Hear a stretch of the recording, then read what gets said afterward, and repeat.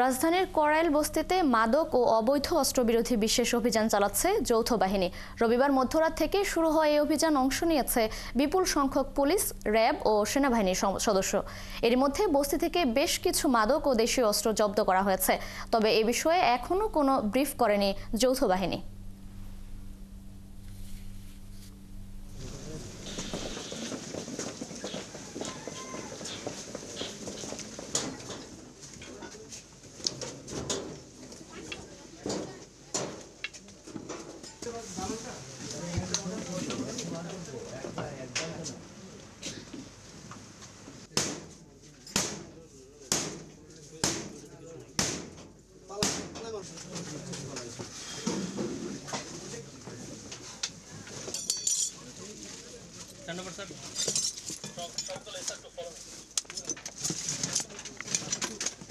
লোক কোথায় ভাই? এর লকটা একটু খুলে দেন। ভাই একটু খুলেন এই ব্যাগটা না।